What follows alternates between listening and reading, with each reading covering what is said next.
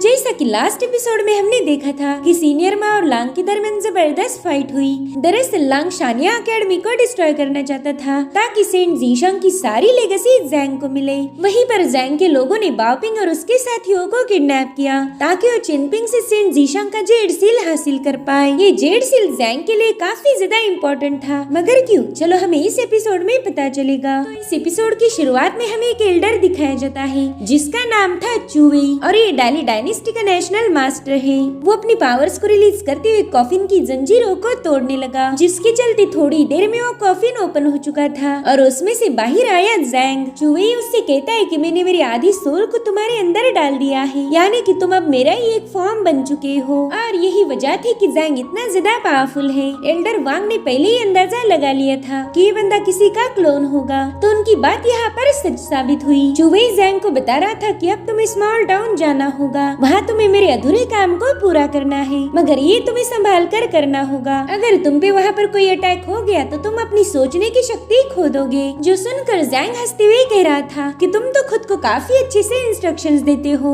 खैर कोई नहीं, तुम्हें परेशान होने की जरूरत नहीं, मैं वहाँ का सारा मामला हैंडल कर लूंगा। जिसके बाद वो खुद को देखकर कहने लगा कि ये तो बहुत ही हैंडसम लड़का है और काफी ज्यादा यंग भी, पता नहीं तुम्हें ये बॉडी कहाँ से मिल गई। अब यहाँ से कहानी प्रेजेंट टाइम में आ जाती है, जहाँ पर शांग जैंग से कंफ्यूज होकर पूछने लगा कि सीनियर क्या सेंट जीशंग की मौत का जिम्मेदार आप हो। जिस पर जैंग अपना वही डायलॉग मारने लगा। वो उसे कहता है अरे यार मैं कोई बुरा बंदा नहीं हूँ। इधर शांग तुरंत ही उसे ग्रीट करने लगा। उसे तो यकीन ही नहीं हो रहा था कि वो डाली डायनेस्टी के सबसे पावरफुल मास्टर से बात कर रहा है। वो कहता है सीनियर आपकी स्ट्रैटेजी कमाल की थी, आपके एकेडमिक किस्से मैंने काफी सारे सुन रखे हैं, वो सब बेमिसाल है। आपके जैसे जीनियस पर्सन से मिलने की मैंने कभी उम्मीद भी नहीं की थी। उसकी बातें सुनकर जैंग जोर जोर से हंसने लगा। वो कहते हैं वाह तुम तो बड़ी अच्छी तारीफें कर लेते हो, तुम्हारी बातें सुनकर मैं खुश हो गया। जिसके बाद वो शांग को बताने लगा कि मैं एक ऐसा एंसेस्टर हूँ जिसने अपने रूट्स को खो दिया, मैंने अपने मास्टर्स और एंसेस्टर को डिस्ट्रॉय कर दिया। जिसके बाद वो शांग को हजारों सालों पहले एग्जिस्ट करने वाले कन्फ्यूशियन टेम्पल की कहानी बताने लगा, जहाँ पर येशिन और वेनशिंग नाम के दो पावरफुल कल्टिवेटर्स के दरमियान फाइट हुई। इस बैटल में वेनशिंग की हार हो गई। दरअसल वो बंदा बहुत ही स्मार्ट और जीनियस था, मगर इस बैटल में हारने की वजह से उसकी कल्टीवेशन रॉयल सीधा चौथी रैंकिंग पर पहुंच गई। अब वो पहले जैसा पावरफुल नहीं रहा था, इसलिए लोगों ने कन्फ्यूशन टेम्पल से उसका स्टेचू बाहर निकाल कर उसे ब्रेक कर दिया। इस हादसे के बाद वेनशिंग के सभी डिसाइपल्स एक दूसरे से अलग हो गए। इतना ही नहीं, वेनशिंग तो खुद से भी काफी ज्यादा नाराज था,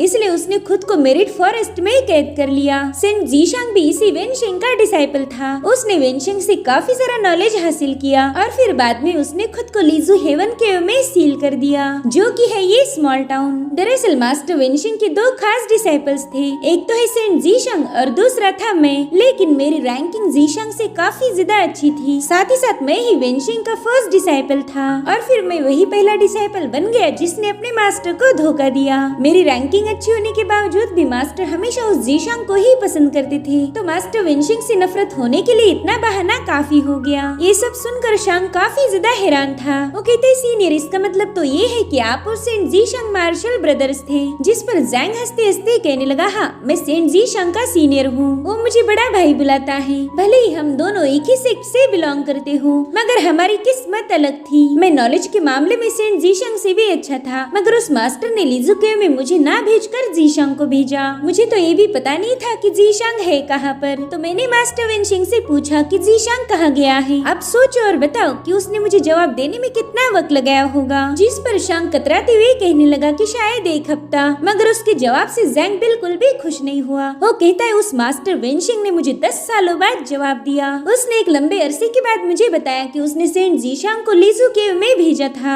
जैंग की बातें सुनकर ये दोनों भी थोड़े से हैरान हो गए। वो कहता है इसी वजह से मुझे मेरे मास्टर पर यकीन नहीं रहा और मैंने उसे धोखा दे दिया। इधर जीशंग लीजू हेवन केव में आने के बाद उसकी सारी कल्टीवेशन सप्रेस कर दी जो कि हेवन ने की थी, मगर फिर भी उस जीशंग ने दोबारा से अपनी कल्टीवेशन जर्नी की शुरुआत की। उसने जिंग और चून ये दोनों नेटल कैरेक्टर्स का इजाद किया था, जिससे उसकी कल्टीवेशन बड़ी ही तेजी से राइज हो गई और देखते ही देखते हुए स्मॉल टाउन का महान सेंट बन गया। एक बंदा जिसका कल्टीवेशन हेवनली सेंट ने सप्रेस किया हो, मगर फिर भी वो खुद के दम पर एक सेंट बनता है, तो वो होगा एक महान जीनियस। जिस पर शांग कहता है शायद इसी वजह से आप जी शांग को मारना चाहते थे, मगर इसका जवाब जैंग नहीं देता, बल्कि लांग शांग को बताने लगा कि थोड़े टाइम पहले सेंट जी शांग को एक सीक्रेट लेटर मिला था। उसे पता चल गया कि उसके मास्टर वेन शेंग की मौत हो चुकी है। अगर ये खबर लोगों तक पहुंच गई तो शानिया अकेडमी अपना टॉप रैंकिंग खो जाती। इनफैक्ट उसे 72 अकेडमी से भी निकाला जाता। मगर सेंट जीशांग ने सालों मेहनत करके शानिया अकेडमी को बनाया था, तो अकेडमी को डिस्ट्रॉय होते हुए वो देख नहीं सकता था, जिस वजह से अकेडमी को बचाना ही उसका मकसद बन गया। साथ ही साथ उसे ये भी पता था कि अगर वो लीजू केव छोड़कर बाहर गया तो सबको उसकी कल्टीवेशन की राइज के बारे में पता चलेगा। इस दुनिया में कई सारे सेंट्स हैं। उन्हें लगता कि अगर सेंट जीशांग कोलैप्स हुई कल्टीवेशन को दोबारा से राइज कर सकता है तो आगे चलकर वो उनके लिए बहुत बड़ा खतरा बन जाएगा। साथ ही उसकी शानिया अकेडमी से कई सारे जीनियस पैदा होंगे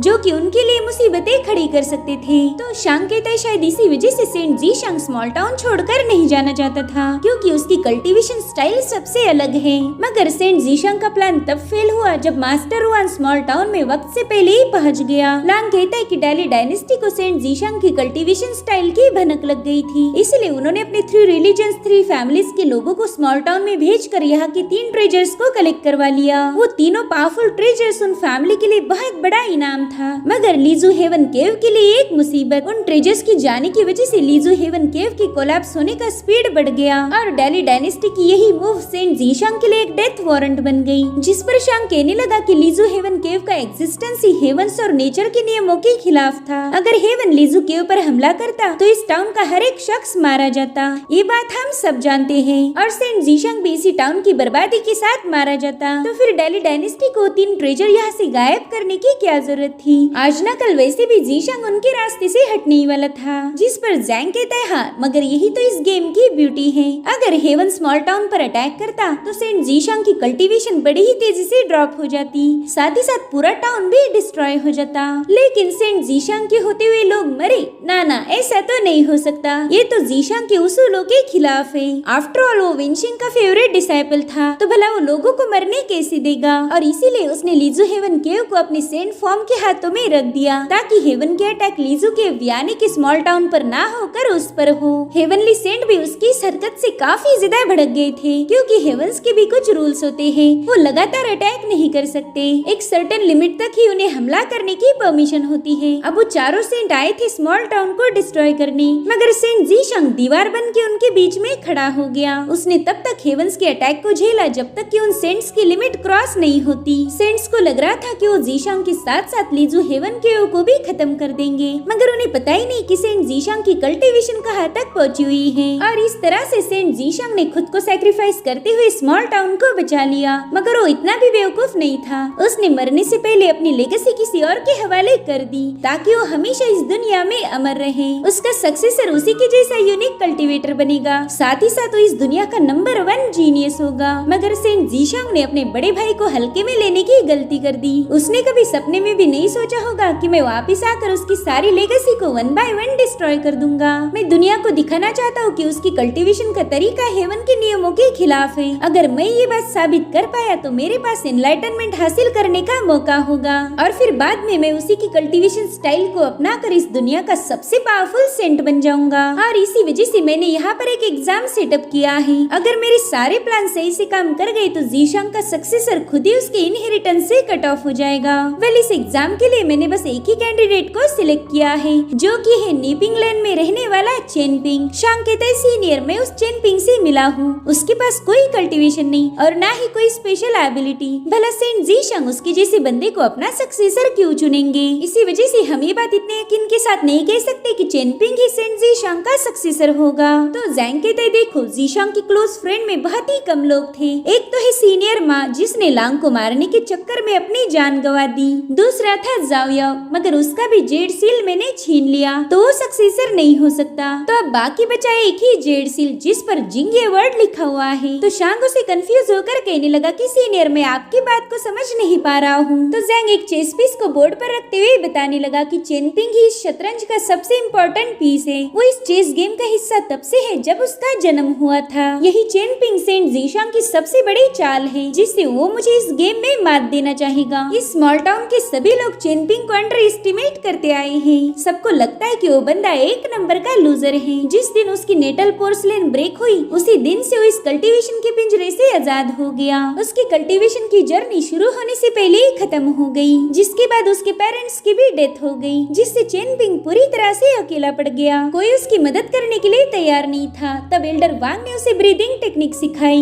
उसका दोस्त जियोसान उसे अपने घर का खाना खिलाता था। इन सभी लोगों ने चेनपिंग को जीने के लिए एक नई उम्मीद दी और चेनपिंग भी इस उम्मीद पर खरा उतरा। उसके रास्ते में हजारों मुश्किलें आई, मगर चेनपिंग पीछे नहीं हटा और उसकी इसी मेहनत और नेकदिली को देखकर सेंट जीशंग उस पर इम्प्रेस हो गया। वो चेनपिंग को पूरे दिल से पसंद करने लगा। वो समझ गया था कि चेनपिंग एक बहुत ही इनोसेंट और प्योर हार्ट वाला पर्सन है, जिसे कोई भी बुरे काम करने के लिए कंट्रोल नहीं कर पाएगा। और इस तरह से चेनपिंग एक ऐसा मोहरा बन गया जो कि सेंट जीशंग का इनहेरिटेंस, उसकी यूनिक कल्टीवेशन स्किल को आगे बढ़ाएगा। और सबसे इम्पोर्टेंट बात तो ये है कि सेंट जीशंग को पूरा यकीन था कि चेनपिंग किसी भी कीमत पर उसे धोखा नहीं देगा। ये सारी बातें सुनकर शांग उससे पूछने लगा कि सीनियर, क्या अब आप चेनपिंग को मारने वाले हो? उसका सवाल सुनकर जैंग जोर जोर से हंसने लगा। वो कहता है कि ये बैटल है दो महान जीनियस के दरमियान, इसमें मारा नहीं जाता, बस सामने वाले का दिल तोड़ा जाता है। और मैं जीशंग के साथ यही करने वाला हूँ। बस कुछ ही घंटों की बात है और फिर जीशंग का दिल चकनाचूर हो जाएगा। देखो, ये है जेड एक्लिप्स मिरर। इसमें फ्यूचर को प्रेडिक्ट करने की एबिलिटी है, मगर इसके प्रेडिक्शंस हर बार सही नहीं होते।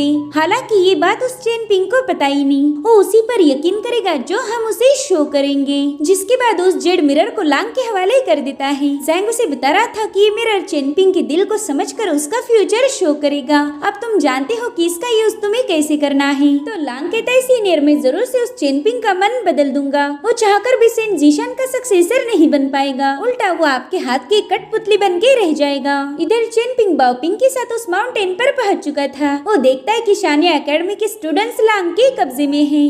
लांग उसे कहता है, चेनपिंग, मैं सीधा मुद्दे पर आऊंगा। तुम्हारे पास सेंट जीशंग ने टोटल 4 सील दिए थे। उन चारों जेड सील में उनकी इनहेरिटेंस है। जिसे भी वो इनहेरिटेंस मिलेगी वो बंदा कल्टीवेशन में काफी आगे चला जाएगा। उसके स्पिरिचुअल कल्टीवेशन की कोई सीमा नहीं होगी। और मैंने तो ये भी सुना है कि तुम अब काफी ज्यादा रईस बन चुके हो, तो इसलिए ये सील तुम्हारे किसी काम के नहीं। लोग कल्टीवेशन इसलिए करते हैं ताकि उनकी लाइफ अच्छे से गुजर जाए, मगर तुम्हारे पास तो अब किसी चीज की कोई कमी नहीं। और अब यहाँ पर हमें दिखाया जाता है कि चेनपिंग को रईस बनाने के पीछे जैंग का ही हाथ था। जिस परिंदे ने चेनपिंग को लॉस्ट माउंटेन खरीदने का इशारा किया वो जैंग का ही परिंदा था। जैंग ने जानबूझकर चेनपिंग को रईस बनाया ताकि चेनपिंग को उस सील में कोई इंटरेस्ट न रहे। साथ ही जैंग कहता है कि चेनपिंग के पास पहला खोने के लिए कुछ नहीं था, इसलिए उसने बेधड़क रिस्क उठाई। यहाँ तक कि वो मास्टर युआन से भी भिड़ गया क्योंकि उसे उसकी जान की परवाह नहीं थी। मगर अब उसके पास सब कुछ होगा, इसलिए बेसिकली अब वो अपनी जान गंवाने से जरूर डरेगा।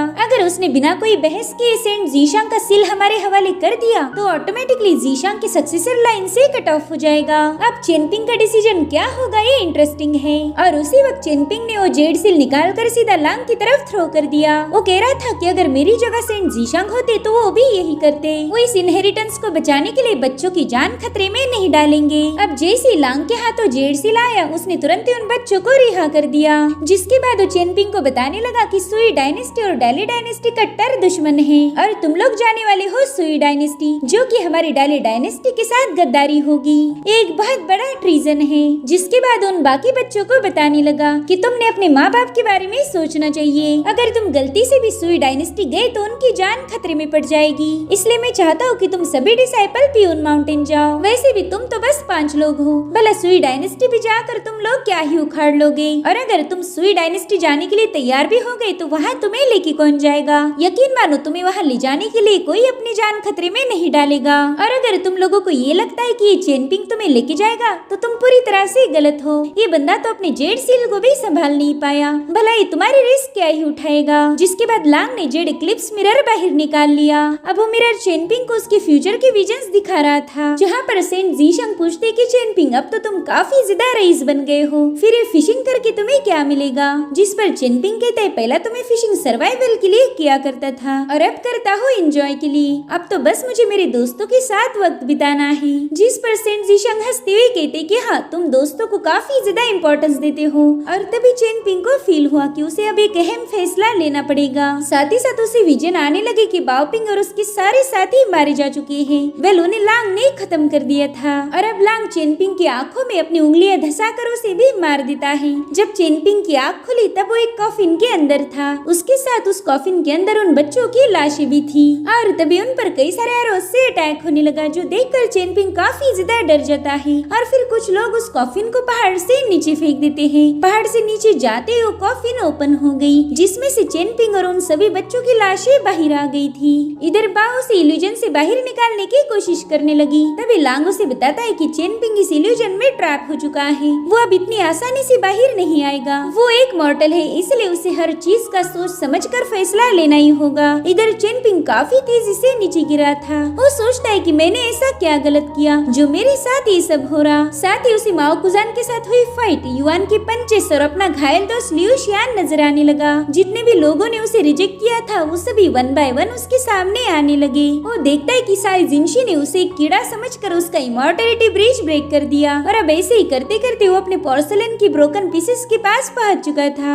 अब वहाँ आते ही उसे एक आवाज कह रही थी कि मैं तुम्हारी किस्मत हूँ, तुम मुझसे बच नहीं सकते। तो चेनपिंग देखता है कि वहाँ के पोर्सलेन के पीसेस में उसका एक रिफ्लेक्शन है, जो कि उसे बता रहा था कि तुम एक लूजर हो, तुम किसी को बचा नहीं सकते। जो सुनकर चेनपिंग उस फॉर्म पर अटैक करना शुरू कर देता है, मगर देखते ही देखते वहाँ पर चेनपिंग के कई सारे फॉर्म्स क्रिएट हो गए, जो कि उस पर अटैक करते हुए बता रहे थे कि तुम एक लूजर हो। साथ ही साथ उसे मास्टर रुआन और एल्डर वांग की बातें याद आने लगी। उन दोनों ने उसे बार बार यही बोला था कि तुम बस सेफ रहो, अगर दूसरों के मसलों में टांग अड़ाओगे तो मारे जाओगे। इधर उसके फॉर्म उसे कह रहे थे कि तुमने ही अपने माँ बाप को निगल लिया, तुम्हारे जैसा बुरा इंसान कोई नहीं। तो चेनपिंग जैसे तैसे वहाँ से आजाद होकर भागने लगा। वो अब अपने बचपन वाले फॉर्म में आ गया था और चिल्लाते हुए कहने लगा कि मैंने मेरे पेरेंट्स को नहीं मारा और न ही आज तक मैंने किसी के साथ गलत किया। और उसी वक्त लांग उसे दबोच लेता है। वो जबरदस्ती उसकी आंखें खोलकर उसे दिखाने लगा कि अगर तुम रास्ते से नहीं हटे तो ये सब हो जाएगा, ये सारे बच्चे और उनके साथ तुम भी मारे जाओगे। तो बताओ क्या तुम उन्हें मारना चाहते हो? जल्दी बताओ क्या तुम्हें यही सब चाहिए? तो चेनपिंग अपनी पूरी ताकत लगाकर लांग को धक्का दे देता है, जिसके चलते लांग वहाँ से गायब हो गया था। और अब वहाँ पर एक इवल जाल ओपन होने लगा। उस जगह की फ्लोर पर ब्रोकन पोर्सलेन का ब्लड था और अब वहाँ पर कुछ रोप्स क्रिएट होकर चेनपिंग को बुरी तरह से जकड़ लेती है। उसे तो समझ नहीं आ रहा था कि अब उसने करना क्या चाहिए। चेनपिंग ब्लड से बने हुए केज में फंसा हुआ था, जो देखकर ज़ैंग को काफी ज्यादा मजा आने लगा। लांग कहता है चेनपिंग तुम इन बच्चों की मौत को टाल सकते हो, बस तुम्हें मेरी बात माननी पड़ेगी और यही तुम्हारे लिए बेस्ट चॉइस होगी। जिसके बाद वो अपने असासिन्स को चेनपिंग की तरफ भेज देता है।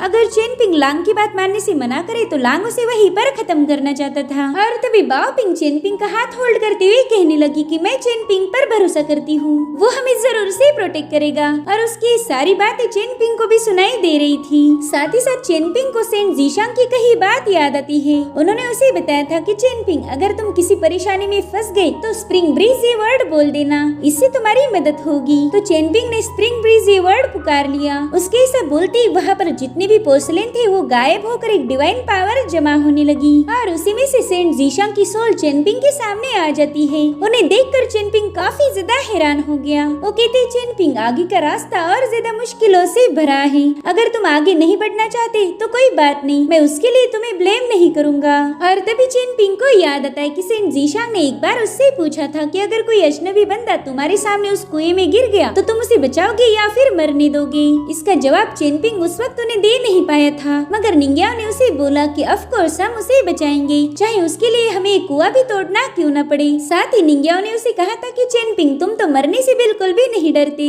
तुम्हारी यही क्वालिटी तुम्हें हैंडसम बनाती है। तो चेनपिंग उन रोप से फाइट करते हुए कहने लगा कि मैं सबका भला चाहता हूँ, अगर कोई मेरे सामने मर रहा हो तो मैं जरूर से उसे बचाऊंगा। मगर सेंट जीशांग उसे एक बार फिर से पूछने लगी कि क्या तुम इस बात को लेकर श्योर हो। तभी चेनपिंग को सारे लोग नजर आने लगे जो भी उसके क्लोज थे और फिर वो सेंट जीशांग से कहता है चाहे फ्यूचर में कुछ भी क्यों ना हो जाए, मैं जरूर से इन बच्चों को प्रोटेक्ट करूंगा, क्योंकि मैं और मेरे मास्टर जीशांग हम दोनों भी इस दुनिया पर यकीन नहीं करते, क्योंकि यहाँ सब किस्मतों का खेल है और हम दोनों अपनी किस्मत खुद लिखेंगे। जिसके बाद चेनपिंग अपनी पूरी ताकत लगाकर उस रोप से आजाद होने की कोशिश करने लगा। इधर सेंट जीशांग ज़ैंग से आंखें मिला रहे थे। वो चेनपिंग से पूछते कि आजाद होने में मैं तुम्हारी मदद कर सकता हूँ, लेकिन चेनपिंग कहने लगा सीनियर प्लीज मुझ पर यकीन करो, इस दुनिया में ऐसी कोई जंजीर नहीं जो मुझे आपसे दूर कर पाए। जिसके बाद ये दोनों एक साथ दोहराने लगे कि चाहे कुछ भी क्यों ना हो जाए कभी ना उम्मीद मत होना। ये सबक सेंट जीशांग ने ही चेनपिंग को सिखाया था, जो कि उसे आज तक अच्छे से याद है।